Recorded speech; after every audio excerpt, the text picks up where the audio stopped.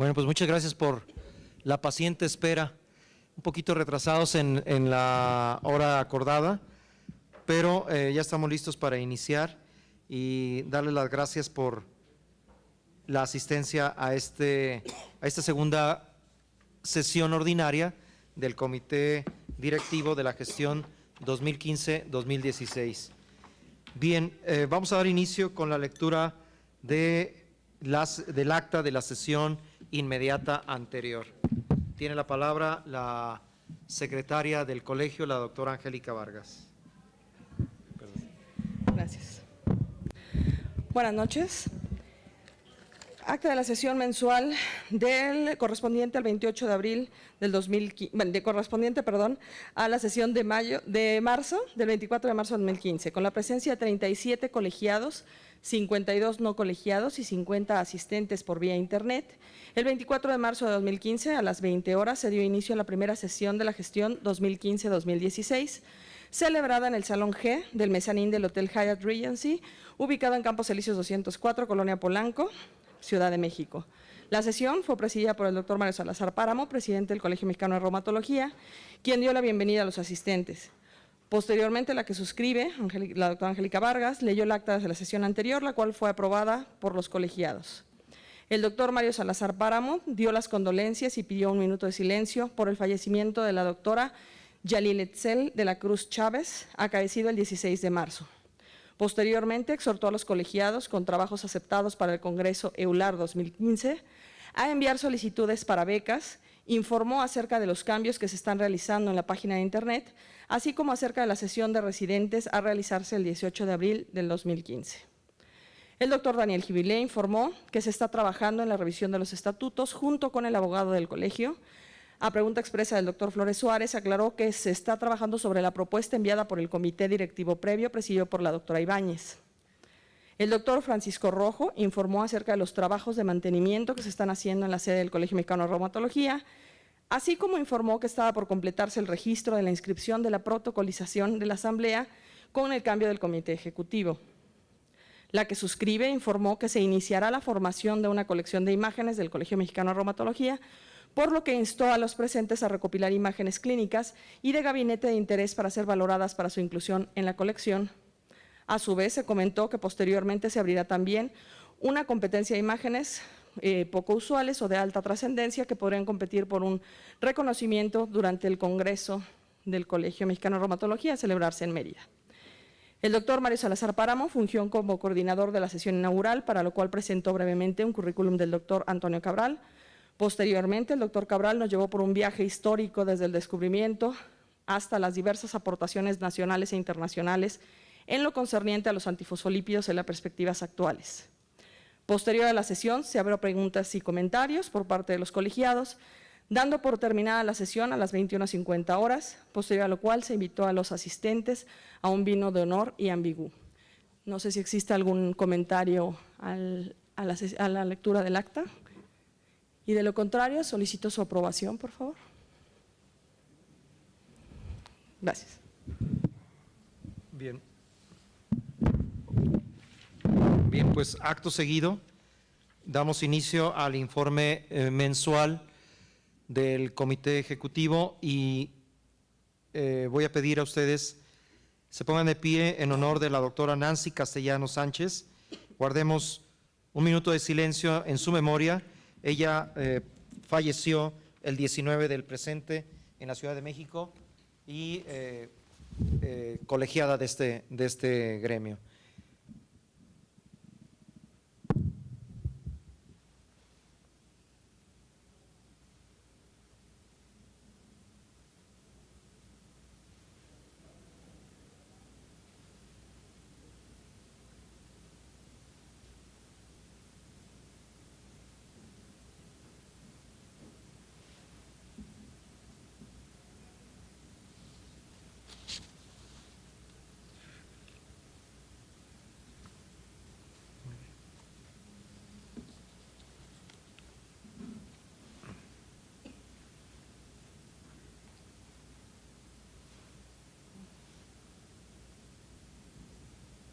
Muy bien, muchas gracias.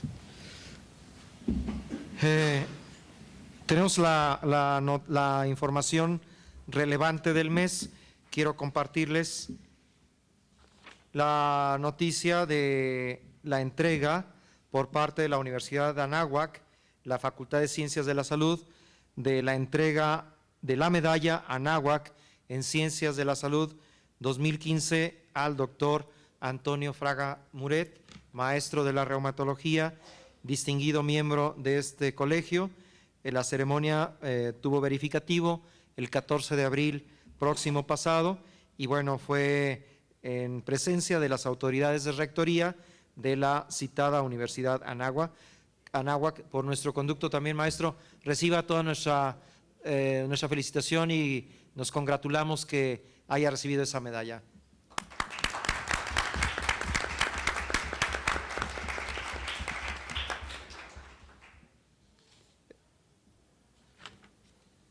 El 18 de abril tuvimos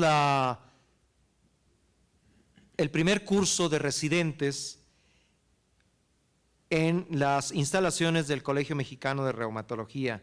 Una experiencia por demás satisfactoria, encabezada por los profesores miembros del Grupo de Estudio Mexicano para la Anatomía Clínica. Quienes estuvieron con nosotros fue el doctor Miguel Ángel Saavedra Salinas, el doctor Juan Canoso Ardigó, el doctor Pablo Villaseñor Ovies, la doctora Carla Chiapas Gasca, todos coordinados por nuestra querida doctora Angélica Vargas Guerrero. Tuvimos una nutrida asistencia, me corriges Angélica, aproximadamente 63 residentes de los diferentes centros de formación, no solamente de la Ciudad de México, sino también de otros sitios de la República Mexicana. En voz de los participantes, creo que fue muy útil, fue una sesión práctica muy bonita y esperemos que se sigan replicando estos eventos para residentes. Tuvimos también un apoyo de la industria farmacéutica, lo cual también agradecemos. Entonces, esto fue el 18 de abril. También hemos estado trabajando en otros asuntos, como es la continuación de la revisión de los estatutos de acuerdo al cronograma establecido por el colegio en la delegación de esta actividad, concretamente a la vicepresidencia. En su momento haremos ya público el resultado de esta revisión de estatutos para someterlo a una revisión por parte también de los colegiados. Estamos trabajando sobre ello y el doctor Gibilé nos hará partícipes más adelante sobre el particular. El mes que entra, el mes de mayo, iniciaremos con algunas actividades fuera de la Ciudad de México, particularmente el día 20 y 21 de mayo en el Estado de México, en Toluca, la primera actividad de Promédica de este año, que se une al 13 Curso Nacional de Actualización en Reumatología por parte de la Correspondencia del Estado de México. Encabeza el trabajo el doctor Carlos Macías Ojeda y el doctor Felipe Rodríguez García como coordinadores locales.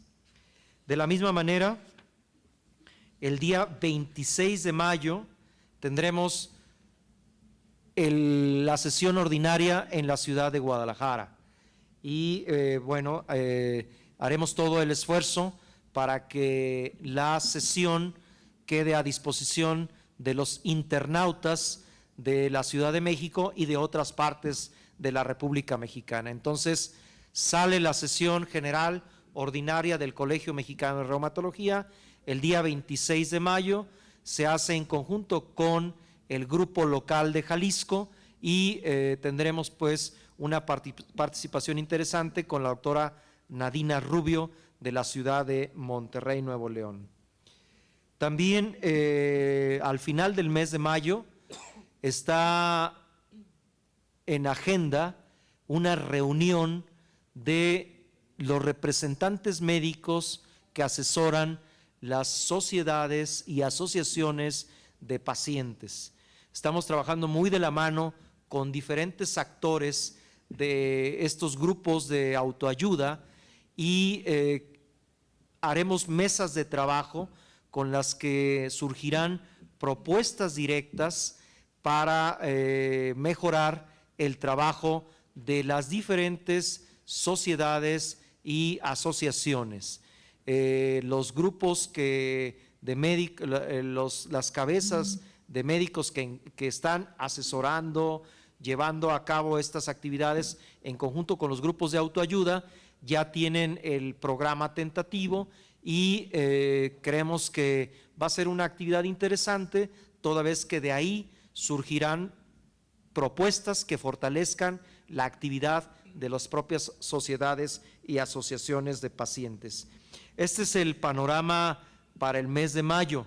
Seguimos trabajando en actividades que habíamos planificado, como es el Encuentro Nacional de Profesores y Residentes, el curso internacional, dando una continuidad a lo que anteriores gestiones habían ya dejado en el legado del colegio, y por supuesto el trabajo en función del Congreso Nacional en Mérida, Yucatán.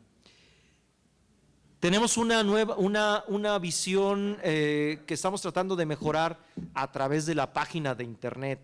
Estamos tratando de tener contenidos actualizados con material que puede ser de mucha utilidad para la consulta, como son las citas de alertas bibliográficas, que gracias al trabajo del doctor Gibilé, la doctora Sandy Carrillo, la doctora Angélica Vargas, el doctor Leonardo Limón, ha ido caminando poco a poco. Les invitamos a que consulten estas alertas bibliográficas y se sumen a las redes sociales. Twitter y Facebook están enteramente a su disposición.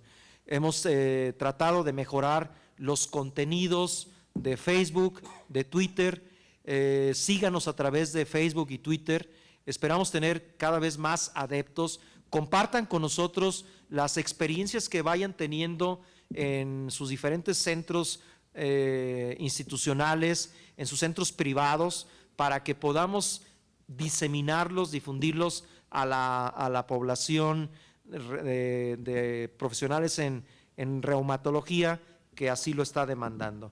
De la misma manera, se ha iniciado ya un proyecto de difusión a través de otras vías de comunicación, como son radio y televisión.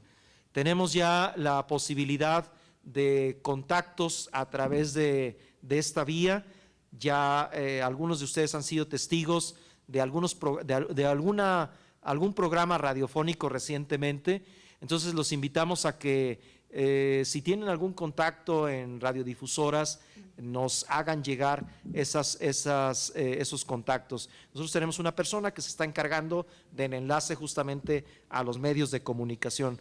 Recuerden ustedes que, por ejemplo, el día 10 de mayo es el Día Internacional del Lupus. Entonces hay que tenerlo muy, muy en cuenta por si tienen alguna experiencia con ello.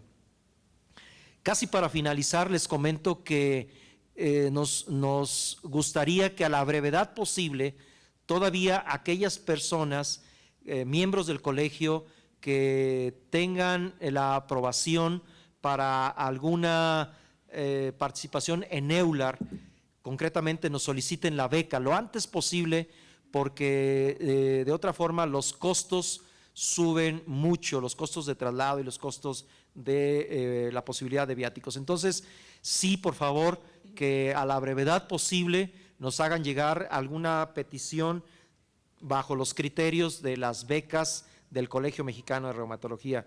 Con el agrado de comentarles, pues, que hemos apoyado el total de las becas que nos han sido solicitadas, y yo espero que sean para beneplácito de quienes lo solicitaron, y que pronto tengan ya los boletos, el pago de sus inscripciones, la hotelería que nos están demandando. Si se me escapa algo, ¿quiere alguien participar mientras recordamos algo más? Adelante. Bien, bueno, nada más informar, se concluyó ya la protocolización de la asamblea con el cambio del comité ejecutivo, que informamos la sesión anterior que estaba ya por concluirse. Y finalmente les había comentado de las imágenes clínicas. La primera semana de mayo se suben ya tanto el formato que se solicita para ceder los derechos al Colegio Mexicano de Reumatología, así como la forma de consentimiento informado que requerimos se nos envíe con las imágenes para poder ya empezar a hacer el banco de imágenes. Obviamente, junto con esto se subirán las guías o las bases de la calidad de imagen y demás que se requiere para que sean de suficiente calidad para ser incluidas. Por mi parte sería todo, no sé si hay algo más. Bueno, ya nada más antes de, casi estamos por iniciar la sesión académica de esta noche, hacerles una muy cordial invitación a que nos hagan llegar sus propuestas, comentarios y sugerencias de lo que les gustaría que abordáramos en nuestro próximo Congreso Nacional. El programa es de todos, el Congreso es de todos. Entonces, sí, por favor, si ustedes tienen el planteamiento de un simposio, quieren que invitemos a alguien en particular, por favor, háganos llegar las propuestas. Creo que esta llamada de propuestas que ordinariamente lo hacen todos los colegios, viene bien en esta sesión. La reforzaremos a través de nuestras vías de comunicación en la web, pero si alguien gusta hacernos llegar de forma escrita a los correos, por favor, es el momento, porque trataremos de hacer los más contactos posibles para justamente que el Congreso Nacional en Mérida, Yucatán, febrero 10 al 14, sea lo más agradable para ustedes.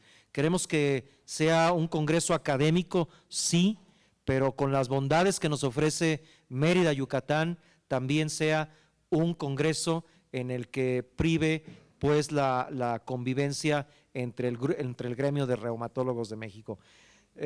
Si alguien tiene algún comentario, si alguien quiere hacer alguna mención en particular, los micrófonos están al centro del auditorio, al centro de la sala, con mucho gusto. No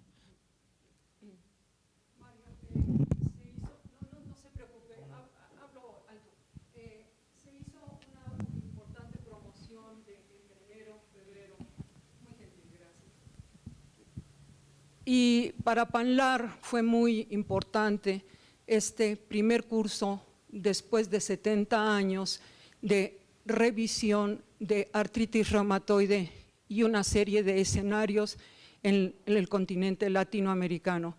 Me gustaría saber qué impacto tuvo y me gustaría también saber la delegación mexicana, porque sé que sobre todo como parte de esa promoción se mencionó que 3 o 4 industrias farmacéuticas estaban participando en esto y me gustaría saber la delegación mexicana, numéricamente hablando, cuál fue y qué experiencia y qué impacto hizo en el colegio este curso, por favor. Lamentablemente la respuesta es no sé, porque efectivamente tenemos una participación de un delegado que todavía no nos da el informe total, ¿de acuerdo? Por eso no fue tocado, pero en su momento lo haremos, lo notificaremos.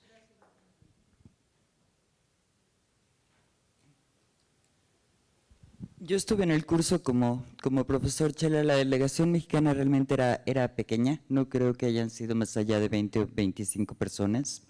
Fue un curso interesante, fue un curso equilibrado, un curso pequeño, no había muchos asistentes, si bien había de Centro y Sudamérica, creo que de todas las representaciones.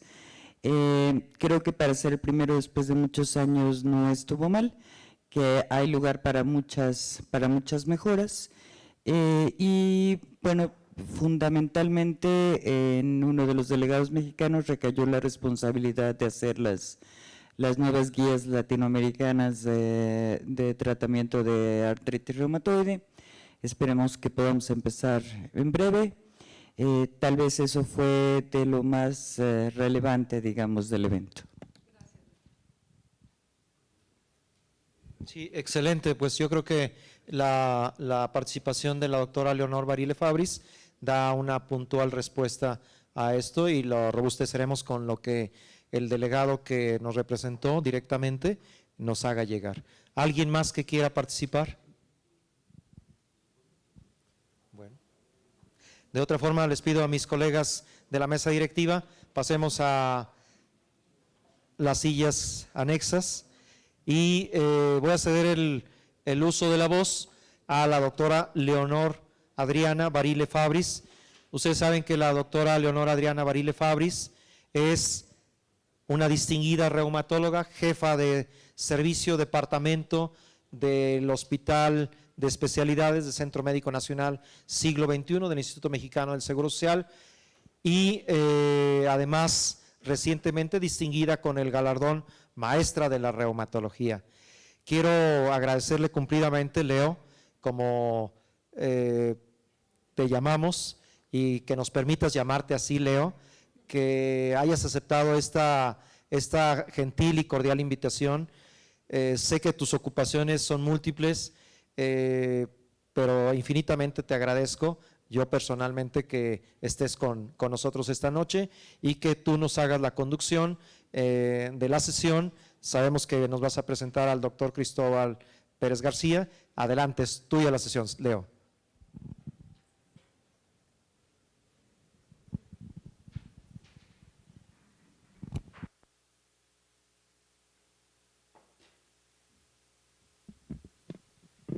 Yo quiero agradecer a la mesa directiva y muy especialmente a Mario la invitación para compartir con ustedes algo de nuestra experiencia.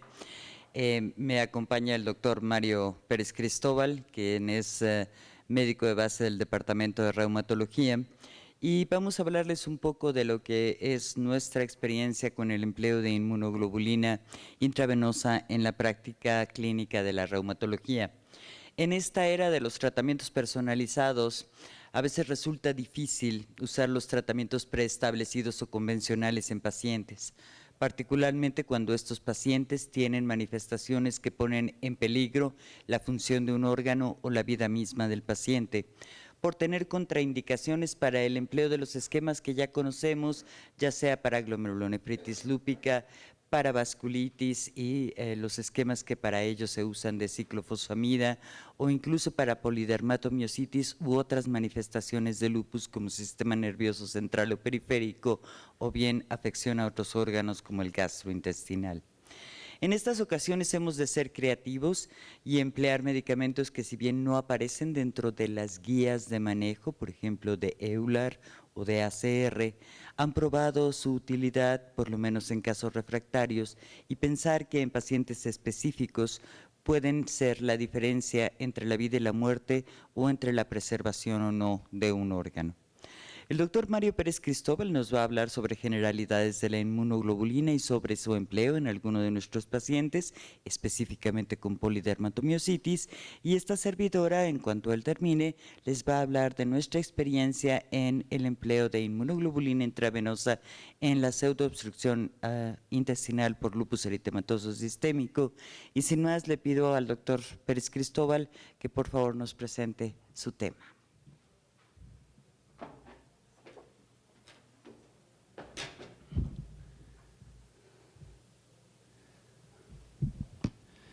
Bueno, buenas noches. Gracias por la invitación. Vamos a hablar algo de la inmunoglobulina intravenosa en las enfermedades reumáticas. Nuestra agenda va a ser así. Vamos a hablar de la estructura de la inmunoglobulina, algunos mecanismos de acción propuestos, la utilidad terapéutica descrita en la literatura médica, un caso clínico representativo y nuestra experiencia con el manejo de algunas enfermedades. El plasma humano contiene una gran cantidad de proteínas, de ellas hasta el 20% son inmunoglobulinas, que equivalen al 18 gramos por litro. Tenemos diferentes clases y subclases de inmunoglobulina. La más importante y que cobra relevancia es la inmunoglobulina G, que es la que tiene un porcentaje más alto. Aproximadamente el 75% es de inmunoglobulina G. Y debido a las características que tiene la inmunoglobulina G, la hace muy interesante como utilidad terapéutica en las enfermedades de origen autoinmune. La estructura de la inmunoglobulina tiene 2 cadenas pesadas, que son idénticas. Tiene también 2 cadenas ligeras, que también son idénticas. Y estas van a estar unidas por puentes disulfuro, que son las uniones entre estas moléculas. Tenemos una fracción que se determina fracción constante y una región que se llama región variable. La región variable va a ser la encargada de reconocer a los antígenos, como lo vamos a desarrollar más adelante. Las 2 cadenas pesadas, las 2 cadenas ligeras, tiene de manera funcional 2 apartados, la podemos dividir. Un apartado son la fracción Fab, que son 2, y la fracción FC, muy importante en la acción de la inmunoglobulina. El mecanismo o la función de las inmunoglobulinas, uno es el reconocimiento de antígenos que se lleva a cabo de las regiones hipervariables. Estas regiones hipervariables tienen una gran capacidad de poder detectar múltiples antígenos y se genera una gran capacidad de generar anticuerpos. Se ha encontrado en la literatura médica que hasta 1 millón de anticuerpos se pueden producir a través de este reconocimiento. Y la función efectora, que es a través de las regiones constantes, nos ayuda para poder eliminar los antígenos. Donde se utilizó primeramente la inmunoglobulina fue en la inmunodeficiencia común variable, que es frecuentemente utilizada en la actualidad y desde hace muchos años se utiliza. La inmunoglobulina ha probado que puede restaurar el equilibrio entre la respuesta inmune del huésped y la virulencia de los patógenos, y realmente ha disminuido la mortalidad de estos pacientes. De ahí se empezó a utilizar y hay estudios que reportan que disminuye la mortalidad por sepsis hasta en un 43% cuando se comparan pacientes que se les aplica inmunoglobulina con los que no se les aplica. Sin embargo, no nada más en la inmunodeficiencia común variable, hay estudios que no son en pacientes con enfermedad reumática, pero que tienen sepsis, y se ha visto qué utilidad tiene la inmunoglobulina policlonal en ese tipo de pacientes. Y se ha encontrado que la tendencia, o la mayoría de los estudios, es de que disminuyen mortalidad en estos pacientes. Situación que es muy controversial, como muchas cosas en la inmunoglobulina y como lo vamos a ver más adelante. Los efectos principales de la inmunoglobulina es el inmunoreemplazo, que ya lo comentábamos en la inmunodeficiencia común variable. ¿Por qué? Porque mejora la quimiotaxis y la opsonización. Tiene un efecto antibacteriano, de manera directa puede neutralizar las toxinas bacterianas. Favorece la opsonización y la fagocitosis de estas bacterias y la eliminación consecuente. También tiene un efecto antiviral, puede neutralizar virus de manera directa o generar lisis de las células infectadas. Sin embargo, el efecto más importante y del que vamos a hablar y que nos corresponde el día de hoy es la inmunomodulación. Vamos a hablar de algunos mecanismos de inmunomodulación. De manera general, la inmunoglobulina tiene un bloqueo y modulación de la expresión de los receptores FC como mecanismo más importante de la inmunoglobulina. Modula también el sistema de complemento, modula la síntesis y liberación de citocinas y quimiosinas, puede neutralizar anticuerpos circulantes, disminuye la interacción que hay entre el linfocito B y el linfocito T y modula la proliferación celular y la apoptosis. ¿Esto cómo se genera? La inmunoglobulina tiene 2 capacidades muy importantes. Puede tener efecto hacia las vías que son antiinflamatorias y puede tener un efecto también inhibiendo las vías proinflamatorias. Uno de las funciones o de los mecanismos más importantes es el bloqueo del receptor FC, que lo vemos aquí abajo, en el cual hace que la célula efectora o la célula presentadora de antígeno pierda esta capacidad de ser efectora y disminuya el estímulo a otras células que generen citocinas proinflamatorias y pueda tener un mecanismo antiinflamatorio. Tiene también un efecto a nivel del complemento, puede bloquearse 1Q con la disminución de la activación de alguna de las vías del complemento. Cuando el complemento ya se ha generado, sobre todo C3A, C3B, C4B y C5A, la inmunoglobulina se puede unir directamente a estas moléculas de complemento y puede evitar el depósito de complemento a los tejidos blandos, disminuyendo el daño a nivel del órgano afectado, dependiendo de la enfermedad que estemos hablando. Son como mecanismos generales. También tiene un efecto, porque muy importante, que es el incrementar receptores inhibitorios, como es el receptor FC2B, que es un receptor inhibitorio, pero para que se pueda generar esto requiere 2 sustratos. requiere el receptor 1-zinc y requiere ácido siálico para que se incremente la cantidad del receptor inhibitorio y tengamos un efecto antiinflamatorio. Hay un receptor más que no es menos importante, que es el receptor Fc neonatal de la inmunoglobulina, que lo que genera es… Aquí tengo. Gracias. El receptor Fc neonatal lo que hace es incrementar la vida media de la inmunoglobulina. De hecho, puede llevar a cabo una recirculación de la inmunoglobulina y por eso las aplicaciones que frecuentemente son mensuales. También el receptor Fc neonatal es un receptor que puede generar un aclaramiento de los autoanticuerpos ya producidos y con esto tener un efecto benéfico sobre las enfermedades de origen autoinmune. Tenemos diferentes receptores Fc que ya lo hemos comentado. Hay receptores inhibitorios y receptores que pueden estimular la inflamación. Cuando se bloquea el receptor estimulante, pues tenemos menos inflamación y cuando se incrementa el receptor inhibitorio, pues también nos disminuye esta respuesta inflamatoria. Son 4 mecanismos propuestos que se propusieron hace varios años, que 2 van a ser dependientes de la fracción Fab, en el cual tenemos el bloqueo a nivel celular de los receptores, impidiendo que la célula efectora lleve a cabo su función. Tenemos otro efecto que es la neutralización de las citocinas, el bloqueo de complemento, como ya lo habíamos comentado antes, y la disminución de la vida media de los autoanticuerpos. A través del receptor Fc, que también ya lo hemos comentado, se bloquea el sitio de unión, bloqueado por la inmunoglobulina del receptor Fc, e impide que la célula efectora lleve a cabo su función. Y el último, que también ya lo comentamos, es la saturación del receptor Fc neonatal, que como comentamos, aumenta la vida media de la inmunoglobulina y aumenta el aclaramiento de los autoanticuerpos circulantes. Hay inmunoglobulinas en la actualidad que pueden ser ricas en ácido siálico debido a que este sustrato es muy importante para que se pueda llevar hacia la alta una regulación de un receptor inhibitorio, que es el receptor Fc2b, el cual impide que el macrófago efector genere su respuesta y tengamos un efecto disminuido en el proceso inflamatorio. Como ven, la inmunoglobulina tiene diferentes efectos a través de su fracción Fab, efectos a través de la fracción Fc del receptor Fc, efectos a través de complemento, con algunos sustratos importantes como ácido siálico y el receptor zinc, y con esto puede generar la respuesta que buscamos en los pacientes que tratamos con este tipo de medicamento. De manera general se dividen en 2, los que dependen de la porción Fab y los que dependen del receptor Fc.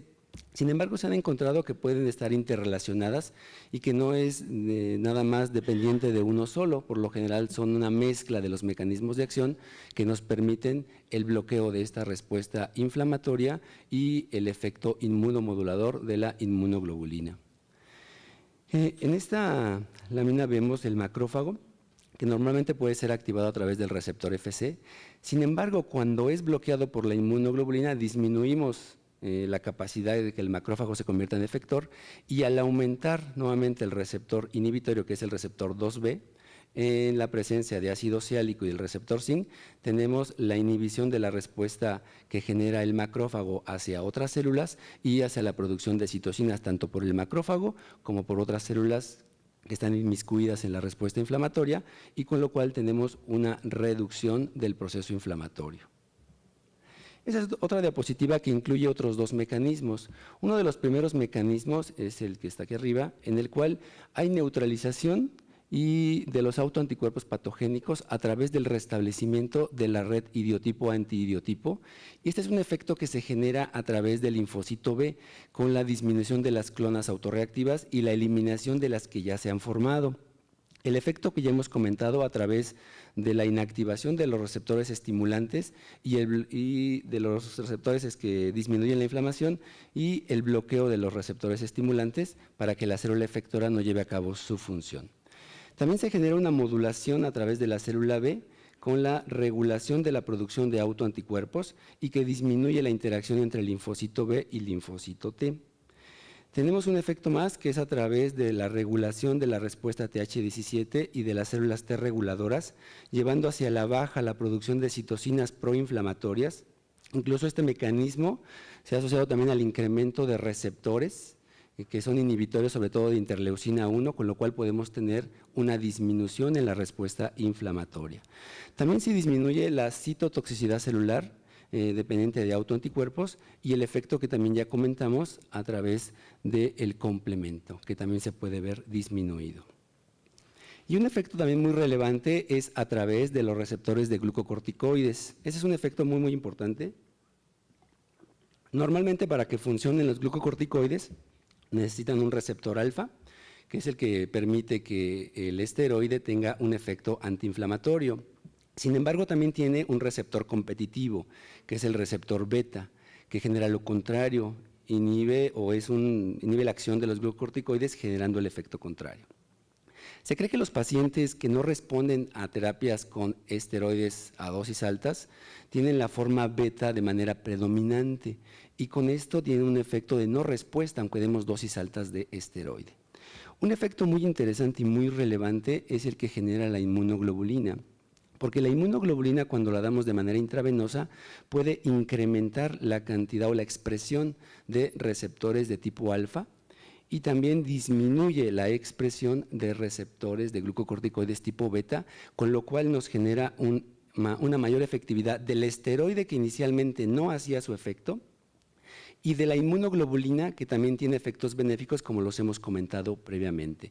Es decir, aquí los mecanismos se suman y tenemos una mayor efectividad del tratamiento y es un mecanismo muy, muy relevante. Al final, después de comentar algunos de manera rápida los mecanismos de acción de la inmunoglobulina, vemos que el mecanismo no está totalmente claro. Muchos de esos mecanismos son de manera teórica y en muchos no se han podido corroborar completamente. Normalmente en las enfermedades reumáticas utilizamos dosis alta de inmunoglobulina, que son 2 gramos por kilogramo de peso dividido en 5 días, y que es la dosis que se ha demostrado que tiene el efecto inmunomodulador. Entonces, para utilizar la inmunoglobulina tenemos 2 efectos muy relevantes. Uno, primero, mecanismo de defensa antibacteriana y antiviral, y otro, el efecto de inmunomodulación. Por lo cual, pudiera tener utilidad en el tratamiento de las enfermedades reumáticas, las que sean refractarias al tratamiento estándar o que tengan contraindicación para el mismo. Muy frecuentemente son los pacientes que tienen una infección grave y que contraindican el uso de la terapia estándar o de la mejor línea de tratamiento en el paciente que tenemos en tratamiento. La inmunoglobulina es un producto sanguíneo que se prepara a partir de suero de un gran número de donantes. En la actualidad se ha incrementado la utilidad de la inmunoglobulina y ha sido de manera muy importante en las enfermedades de origen autoinmune. La especialidad que más aplica inmunoglobulina son los neurólogos y los inmunólogos. Se alcanzan a ver en la diapositiva, los reumatólogos es el 1%.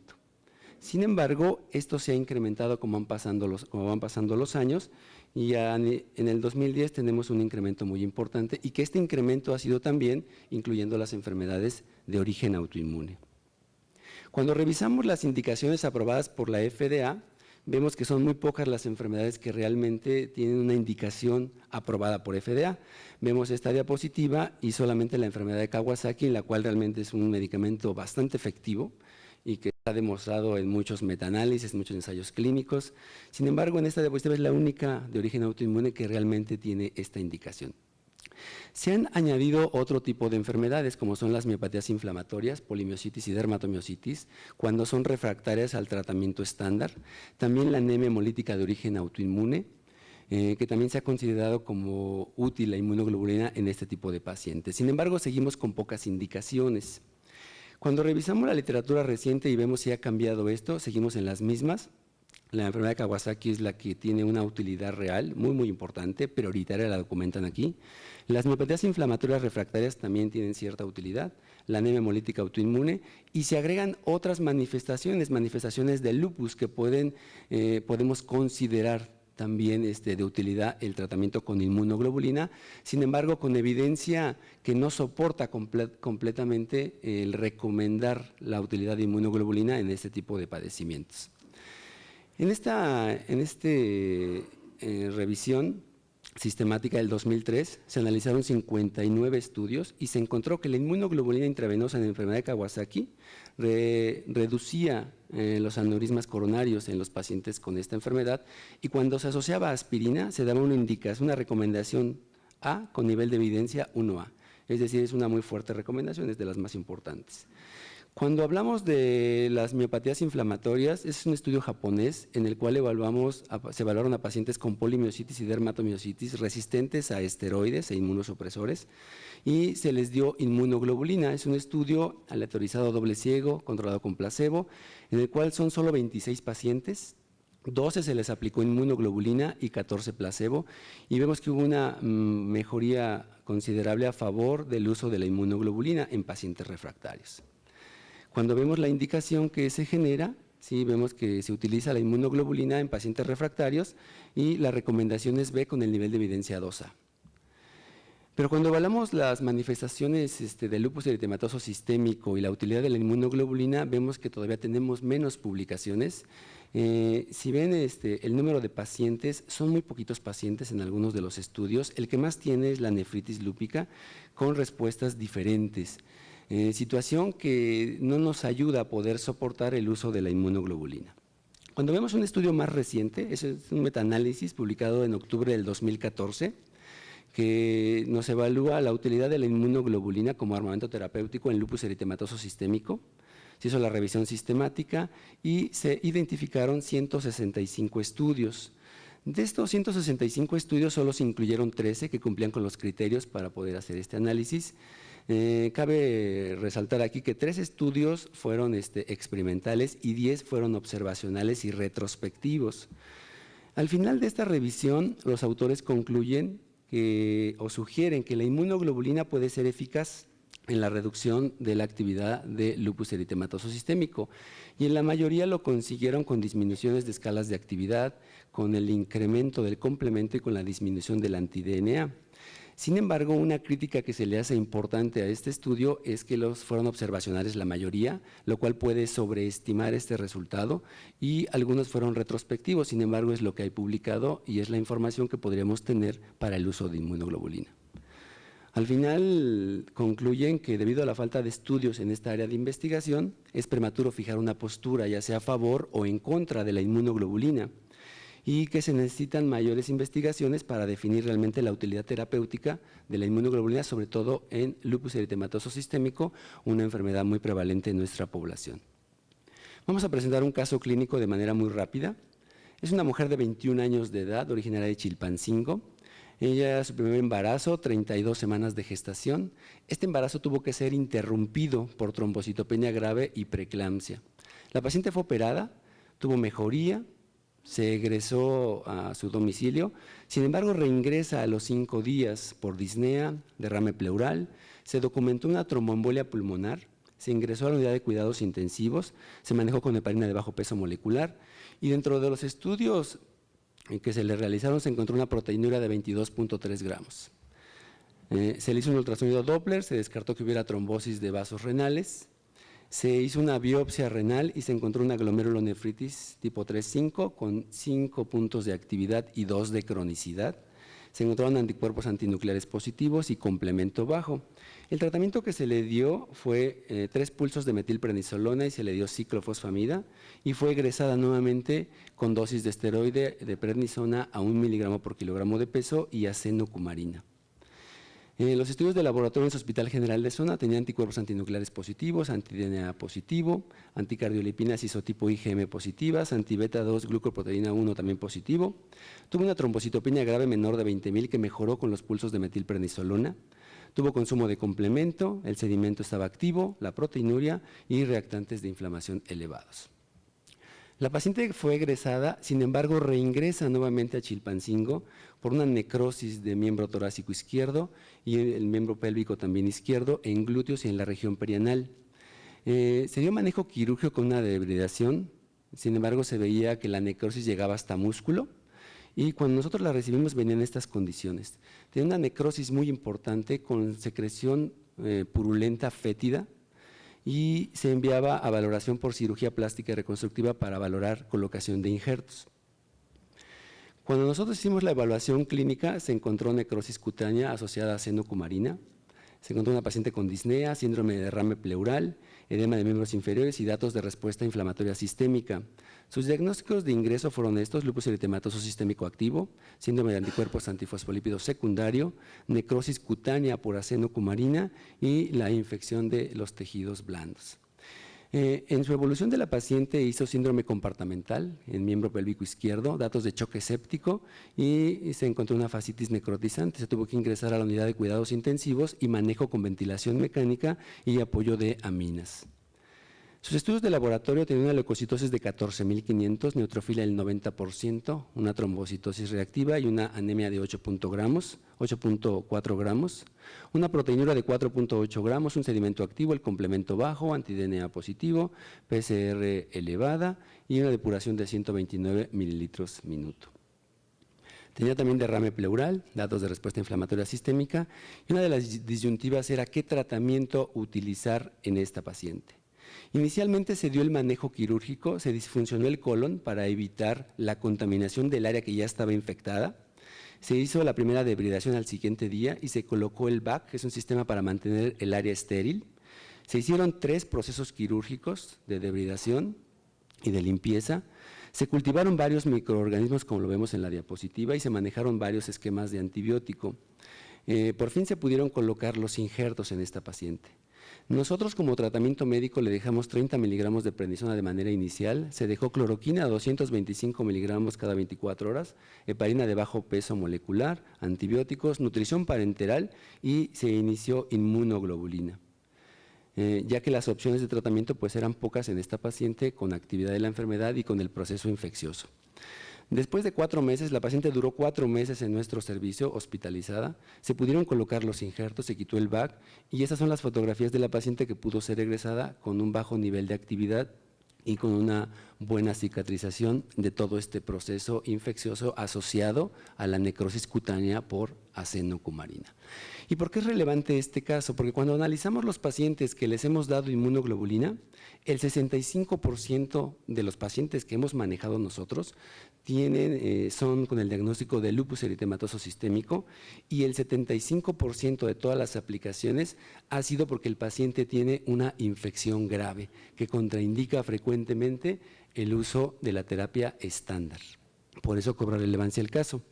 Sin embargo, el otro 25% de los pacientes son por refractariedad del padecimiento que estamos evaluando y por eso decidimos comentar una serie de casos que hemos manejado también en el servicio con polimiositis y dermatomiositis, en las cuales se ha demostrado que su morbimortalidad se genera cuando hay afección grave a nivel cardíaco, a nivel pulmonar y a nivel gastrointestinal. Sabemos que los esteroides y los inmunosupresores son el tratamiento de elección. Evaluamos la utilidad del tratamiento con inmunoglobulina en estas manifestaciones graves. Los pacientes, las manifestaciones graves, la definimos como disfagia o insuficiencia respiratoria asociada a la enfermedad inflamatoria de músculo y que descartábamos otro tipo de origen y concluíamos que era por la enfermedad y que no hubieran tenido una respuesta satisfactoria a la terapia estándar, es decir, esteroides e inmunosupresores. Son 10 pacientes, ¿sí? La mayoría son hombres, son 6 pacientes hombres, 4 mujeres. Son 6 pacientes con dermatomiositis y 4 con polimiositis. A todos los pacientes se les había dado, o a la mayoría se les había dado metilprednisolona, a 2 pacientes hidrocortisona a dosis alta y metotrexate. Y eran pacientes que habían sido la mayoría referidos de los hospitales generales de zona a nuestro hospital y que tenían como manifestación grave disfagia e insuficiencia respiratoria. La dosis que se les dio fue la dosis habitual, que fue de 2 gramos por kilogramo de peso dividido en 5 días. Y esta es la evolución. En el lado izquierdo tenemos la CPK inicial. A las 4 semanas, como vemos, la CPK hubo una disminución. La fuerza muscular basal, que también mejoró posterior a la aplicación de inmunoglobulina. Y lo más importante fue la resolución completa de la manifestación grave de la enfermedad, que se dio con la primera aplicación, con diferentes respuestas de acuerdo a los días. El que más tardó en responder fue 21 días, como lo vemos en la parte baja, y el que menos tardó fueron 9 días después de la aplicación de la inmunoglobulina. Después de la evaluación de estos casos, nosotros consideramos que nuestra serie sugiere que la inmunoglobulina intravenosa es efectiva en el tratamiento de las manifestaciones graves de la dermatomiositis y de la polimiositis cuando ponen en riesgo la vida del paciente y que puede ser utilizada cuando son refractarios a la terapia estándar, como en los casos que presentamos.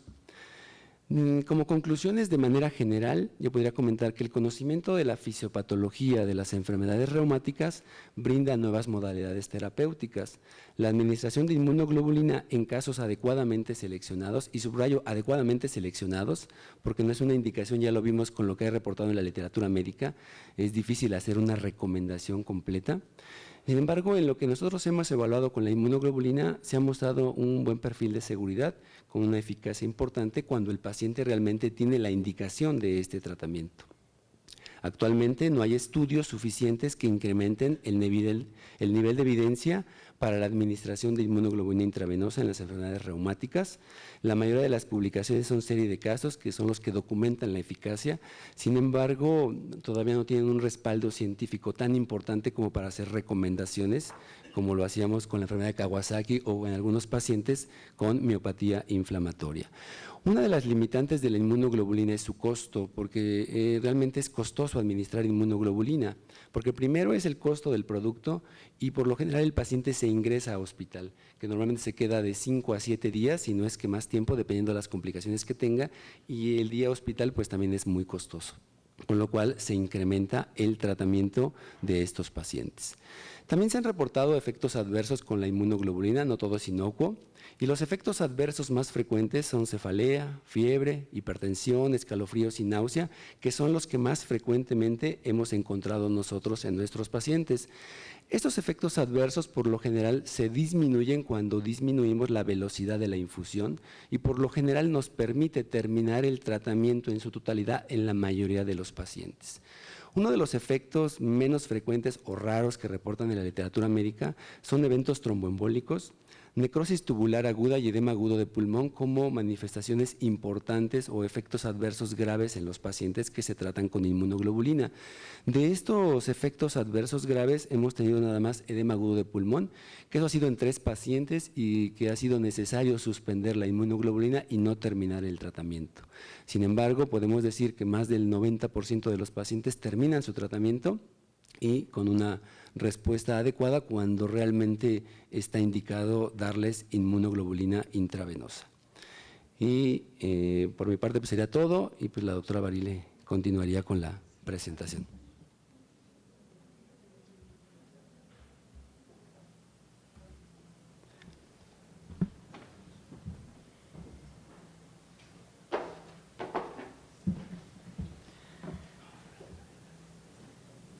Bien, si el empleo de inmunoglobulinas es digamos, raro en enfermedades como dermatopolimiositis, en lupus veíamos ya que se ha empleado fundamentalmente en manifestaciones hematológicas del sistema nervioso central. Sin embargo, nosotros quisimos traerles una serie de afección gastrointestinal, particularmente de pseudoobstrucción intestinal, en quienes el empleo de inmunoglobulina intravenosa resultó adecuado.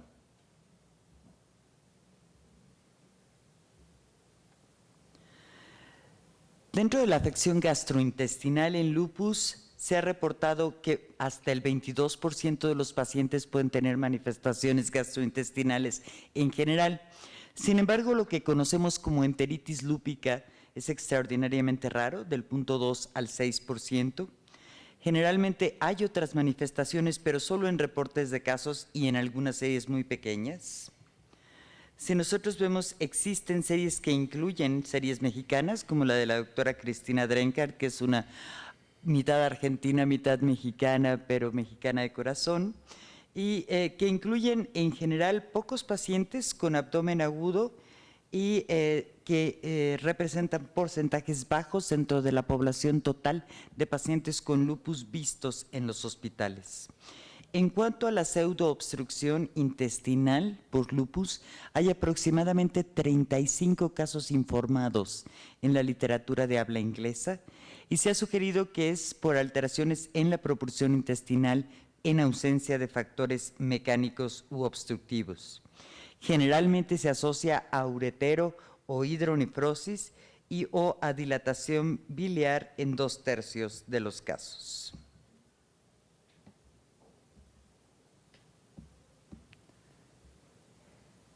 Aquí la tecnología. Ok. Se ha sugerido también que puede deberse a vasculitis o arteritis mesentérica o a vasculitis intestinal. El tratamiento habitual son esteroides e inmunosupresores y generalmente el diagnóstico se hace a través de estudios de tomografía computarizada, es decir, existen criterios por TAC para diagnóstico de pseudoobstrucción intestinal. Hasta el 50% de los pacientes no responden a este tratamiento convencional con esteroides o tienen contraindicaciones, o pueden responder, pero lo común es que haya recidivas al tratamiento y recidivas en un tiempo corto. Pueden responder inicialmente a dosis altas, generalmente pulsos de metilprednisolona, pero hasta el 66% de los pacientes tienen recidivas dentro de los primeros 3 meses después de la administración, a pesar de mantener dosis de esteroides que fluctúan en 1 miligramo por kilogramo de peso. Los tratamientos informados en la literatura incluyen ciclosporina, azatioprina e inclusive ciclofosfamida. No incluyen, en general, el empleo de inmunoglobulina que nosotros hemos usado en nuestra serie de pacientes. Les presentamos una serie de 5 casos con pseudoobstrucción intestinal por lupus, pacientes todos ellos jóvenes, con lupus de corta evolución, muy activos, como ven. El SLEDAI inicial era alrededor de 18, el que menos tenía era 8 y había alguno que tenía más de 30 de SLEDAI. En 2 de estos pacientes, la pseudoobstrucción intestinal fue la manifestación inicial de la enfermedad, y esto está informado en la literatura, y en 3 pacientes ya existía el diagnóstico de lupus. 2 de ellos tuvieron que ser manejados en la unidad de cuidados intensivos y todos, con excepción del último paciente, fueron sometidos a la laparotomía exploradora. En el caso del paciente 1 y 2, fueron sometidos más de una vez a la laparotomía exploradora, y esto nos habla de la dificultad en el tratamiento o de la refractariedad a tratamiento en estos pacientes. 4 de 5 habían recibido pulsos de metilprednisolona y uno de ellos prednisona a dosis alta, 1 miligramo por kilogramo peso. Y al verlos, 2 de ellos tuvieron remisiones parciales y 3 de 5 fueron refractarios al tratamiento con esteroides a dosis altas.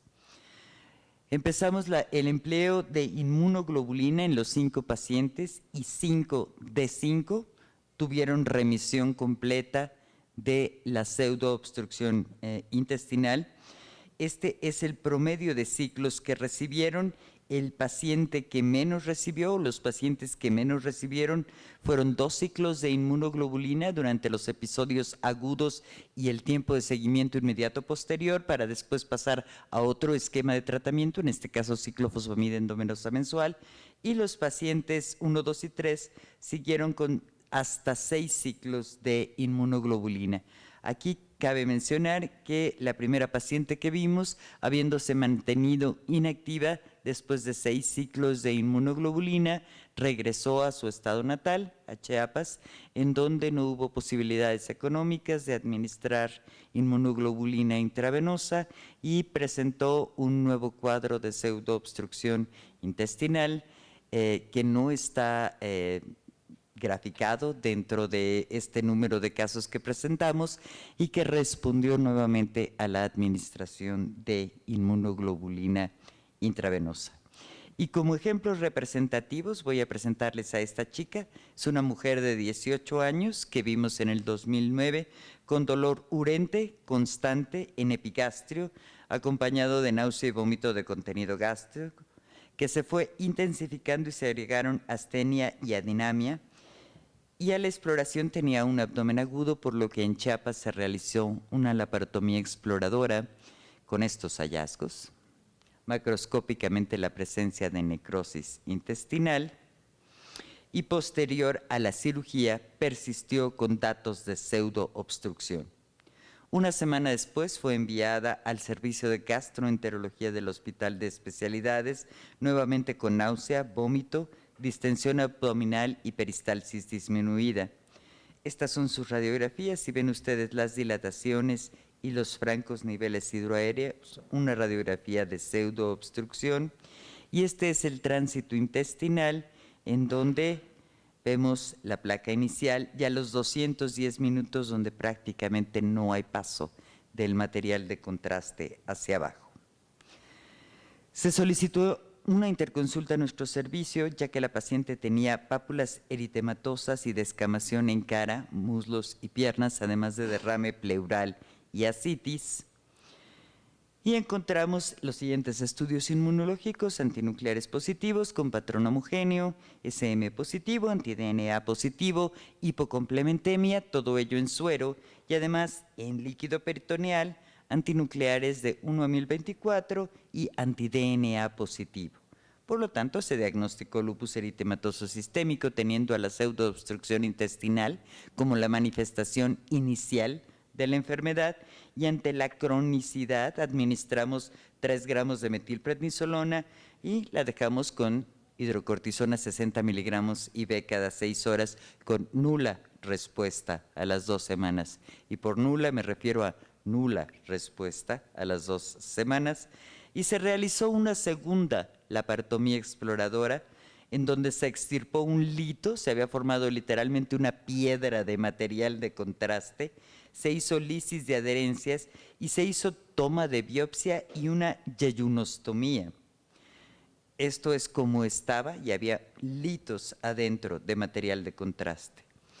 Al poco tiempo se agregó fiebre, disuria, polaquiuria y aislamos E. coli resistente. Recibió múltiples antibióticos debido a la persistencia de la infección urinaria y se llegó a sospechar que tenía un absceso intraabdominal, realizando una nueva TAC de abdomen en donde corroboramos la presencia de hidronefrosis, frecuentemente acompañante en los cuadros de pseudoobstrucción intestinal. Ante la presencia de la infección persistente y la nula respuesta a esteroides, decidimos iniciar inmunoglobulina, 2 gramos por kilogramo de peso. 15 días después, la paciente tenía peristalsis, había disminuido la distensión abdominal, había disminuido el gasto por sonda nasogástrica y continuamos el esquema mensual de inmunoglobulina.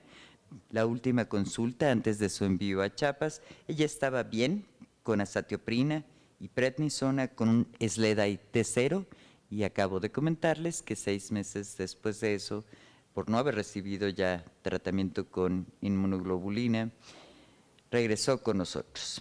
El segundo caso inició con dolor abdominal, evacuaciones diarreicas y disminución de la fuerza muscular en miembros pélvicos, y se envió al hospital por un probable Guillain-Barré y fue valorada también por el servicio de cirugía.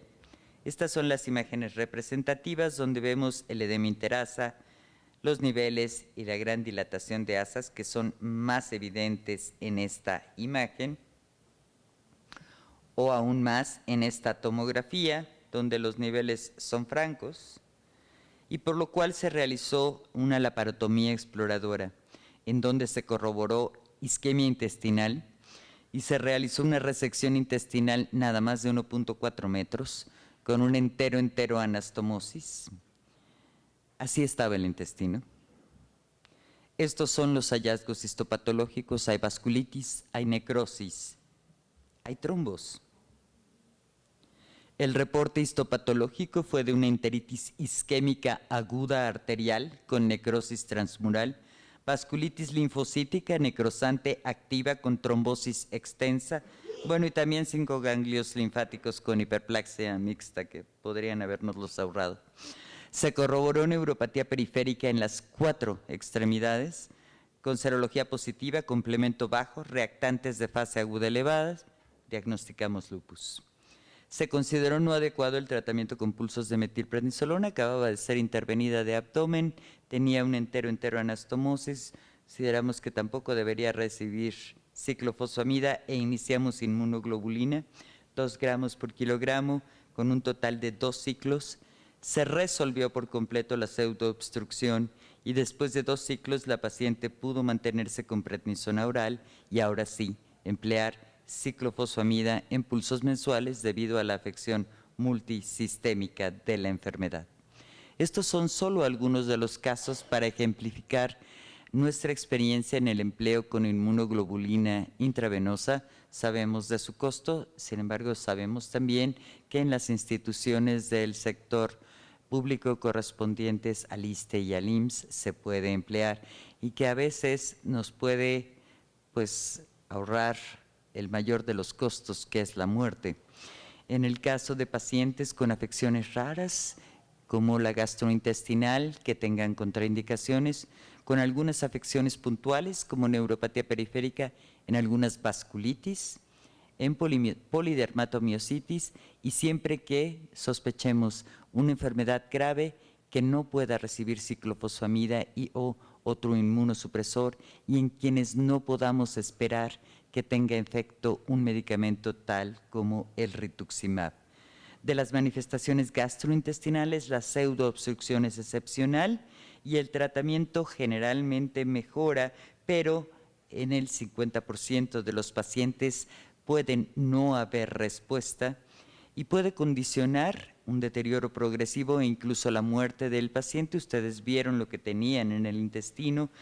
Por lo tanto, el tratamiento oportuno es crucial para salvarles la vida, y en nuestra experiencia el uso de inmunoglobulina fue una buena opción en pacientes refractarios al tratamiento convencional o que tuviesen una contraindicación formal. En esta, la enfermedad de las enfermedades en nuestra especialidad, que es el lupus eritematoso sistémico. Muchas gracias y no sé si tenemos tiempo para preguntas.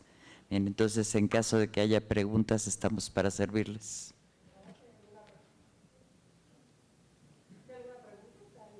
Al centro, por favor. Doctor Rojo. ¿Por qué se da en días, es decir, primer día, segundo día, tercer día, cuarto día? ¿Por qué se da en diferentes días y no se da continuo la dosis completa? Es decir, lo divides, el primer día das una fracción, segundo día das una fracción, o lo das continuo separado en los 5 días. Es continuo. Lo que pasa es que en un paciente que pese 60 kilos por 2, pues te lleva 120 gramos. O sea, aunque la administración sea continua, en un paciente estándar no te llevas menos de 4 o 5 días en pasar la inmunoglobulina. Además, en pacientes que tienen condiciones críticas, generalmente nos vemos obligados a disminuir el goteo, porque ya hemos tenido casos en que nos desarrollan edema agudo pulmón o algún tipo de hipersensibilidad, pero no, lo pasamos de manera continua. ¿Y premedican? Sí, premedicamos con esteroide y con antihistamínico. ¿El antihistamínico se da durante los 5 días por horario o nada más antes de iniciar? No, antes de iniciarla, nada más. Ok, gracias. Buenas noches, pues muy interesante, doctora, la revisión que hizo Mario, los casos que nos presentó y obviamente el de vasculitis abdominal. Pues muchas felicidades por estos casos tan interesantes. Sin duda alguna, los neurólogos tienen mucha experiencia en el empleo de inmunoglobulina, por ejemplo, en miastenia, Guillain-Barré es la indicación de elección, esclerosis múltiple, sobre todo con los neurólogos ahorita que se han cambiado los genéricos a los biológicos que ellos manejan, se les han reactivado sus pacientes, entonces se internan, se infectan y tienen que dar tratamiento con inmunoglobulina. Otro padecimiento es la polineuropatía desmielinizante crónica inflamatoria y parece ser que les va bien. Obviamente yo creo que alguna vez en actos de desesperación hemos indicado el tratamiento con inmunoglobulina y bien decía Mario que en los pacientes con sepsis grave y que tienen sobre todo trastornos de la coagulación es donde mejor les ha ido a estos pacientes. Sabemos que los pacientes con sepsis grave pues tienen 50% de fallecer, entonces yo creo que esa es una posibilidad de estos pacientes. Yo quisiera aprovechar esta oportunidad para comentarles dos casos recientes, bueno, uno reciente en pacientes con síndrome de anticuerpos antifosfolípido, que tenía hace un mes anticoagulante lúpico más hiperproteinemia y otros factores adquiridos de la coagulación. Además que fue tratado con Xarelto, hizo una gran hemorragia cerebral y realmente llegó con deterioro rostrocaudal. Y creo que esto ya no funciona. Creo que ya. Entonces el paciente llegó muy grave con esta gran hemorragia cerebral. Obviamente los neurocirujanos dijeron, ¿saben qué? Pues se va a morir, no lo vamos a meter, va a sangrar, y no. Además tenía plaquetas bajas. Bueno, decidimos, mire, nosotros lo tratamos de poner en condiciones y opéralo, porque tenía casi medio cerebro con gran hemorragia. Se le dio la inmunoglobulina, alcanzamos a poner 3, el paciente pasó a incluso antes de pasarlo a neurocirugía, recuperó el estado de conciencia, se operó, y digo, la verdad es que fue pues alentador en este paciente. Otra mujer que tuvimos con lupus, que también tenía inhibidores adquiridos de la coagulación, que tenía ceros de factor 2, factor 7 y todos, también con una sepsis grave, se le administró la inmunoglobulina, la paciente sigue viviendo, se trató con rituximab, e incluso ya hizo un CA de tiroides. Entonces yo creo que es una posibilidad, es algo que está en nuestras manos y es carísimo, como siento más caro que rituximab. ¿Sí? Entonces, así como que nuestras autoridades, así como que no nos quieren soltar el medicamento, porque sí es más caro que cualquiera de los otros biológicos, pero yo creo que existe esa alternativa, pues, en casos especiales. Les felicito por el número de pacientes que han tratado y los resultados, pero también el resultado económico, cuánto sale tener a estos pacientes, número uno. Y en segundo lugar, ¿habría alguna manera de protocolizar a aquellos pacientes que deben recibir inmunoglobulina y no como se ha hecho siempre, que es una medida de desesperación? Sí. Creo que tienes algunos indicadores que te pueden permitir protocolizar dermatomiositis y lupus en determinadas circunstancias. En dermatomiositis está como más claro que son aquellos que tienen factor de mal pronóstico, fundamentalmente disfagia o insuficiencia respiratoria, sin respuesta a tratamiento convencional. Ahí está como más fácil. En lupus, dada la heterogeneidad del padecimiento, yo resumiría que lo hemos empleado en pacientes que tienen sepsis grave o contraindicación en general para el empleo de ciclofosfamida. Ahí es donde hemos empleado inmunoglobulina. Son, sin embargo, indicaciones demasiado generales en lupus como para poderlo protocolizar. Justamente no hemos arrancado con un protocolo prospectivo, por así decirlo, por lo que menciona Olga Vera. El medicamento es extraordinariamente caro. Hasta ahora no hemos tenido problemas para que autoricen su empleo en pacientes hospitalizados. Sin embargo, la sola idea de sugerir la protocolización creo que pondría a nuestras queridas autoridades un poco nerviosas. Podría hacerse una protocolización al interior del servicio y procurar emplearlo de acuerdo a alineamientos específicos. Ahí en la pantalla hay una pregunta, dice que si lo considerarías en pacientes experimental. Exacto. No, yo creo que sería más un tratamiento que se emplee como compasivo o uso compasivo o último recurso. No es un tratamiento experimental porque se conoce el mecanismo de acción de manera adecuada. Se sabe que puede tener, de acuerdo a mecanismo de acción, utilidad. Y existen numerosos casos informados dentro de enfermedades reumáticas y además está autorizado su empleo en ciertas enfermedades reumáticas o manifestaciones. No creo que deba considerarse un tratamiento experimental. ¿Alguien más gusta participar? Sí, a ver. Sí.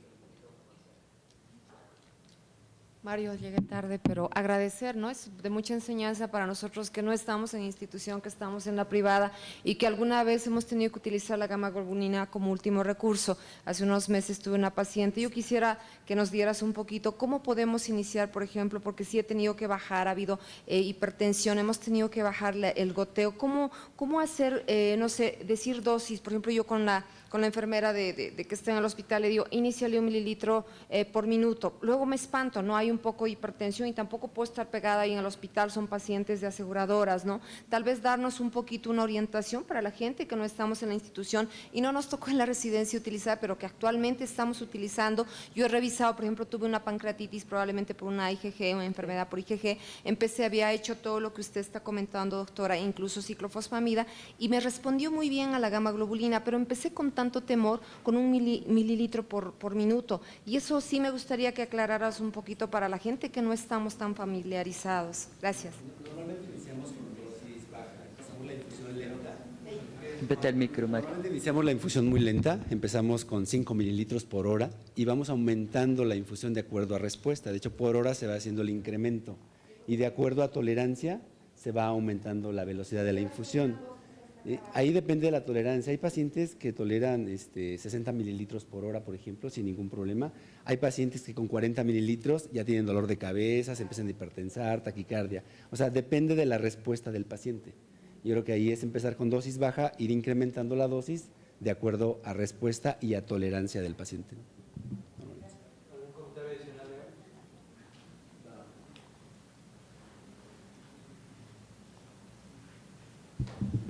Bueno, regresando a lo que preguntaba hace un rato de la premedicación. Yo cuando he tenido las raras ocasiones que he tenido que ocupar esta terapia, cuando cambio de lote, por ejemplo, estoy infundiendo al paciente, yo también lo hago en forma continua, no lo fracciono. Cuando cambio de lote, premedico nuevamente, porque alguna paciente al cambiar de lote tuvo una reacción urticariana. Entonces, en veces posteriores, lo que hice fue que al cambiar de lote, volvía a premedicar. Lo que pasa es que hay muchas casas que hacen inmunoglobulina, no es una sola inmunoglobulina, son como 15 diferentes laboratorios que fabrican la inmunoglobulina porque uno solo no tiene la capacidad de fabricarla. Entonces son diferentes inmunoglobulinas y a veces le toca de una, a veces le toca de otra estando en el IMSS, ¿no? Que es algo que nos toca frecuentemente. Hemos visto, de hecho hubo un tiempo que llegó una inmunoglobulina en la cual muchos pacientes hacían reacción, la velocidad de la infusión era muy lenta, de hecho incluso eran más de 5 días para que terminaran su infusión y ese era uno de los grandes problemas. Sí puede tener ciertas variaciones y eso puede ser un factor importante en el uso en el paciente que requiere a lo mejor ciclos continuos o más de una aplicación mensual, puede ser un efecto importante y a lo mejor podría utilizarse como lo comenta, ¿no? Como lo comenta usted. Me refería a la primera vez, pero es a la primera vez de cada ciclo. O sea, no es que nada más una vez y ya premediquemos, ¿no? Sino la primera vez de cada ciclo. Y normalmente durante un ciclo te toca más o menos al mismo lote. Entre ciclo y ciclo que puedes cambiar de lote, ¿no? Muy bien. Vamos a concluir la sesión. Quiero agradecer a la doctora Leonora Adriana Bariles Fabris habernos distinguido con esta presentación extraordinaria, como siempre. Leo, muchas gracias. Y a Mario Pérez Cristóbal, ahora sí no me equivoqué, perdón, tocayo, muchas gracias por esta extraordinaria presentación sobre el entendimiento de la inmunoglobulina. A nombre del Colegio Mexicano de Reumatología, les hacemos llegar sus constancias respectivas y un presente en agradecimiento. Los invitamos a participar de un pequeño ambigú en el salón anexo. Agradecemos a la industria farmacéutica Bristol Myers que nos haya patrocinado este evento. A todos, gracias, muy buenas noches.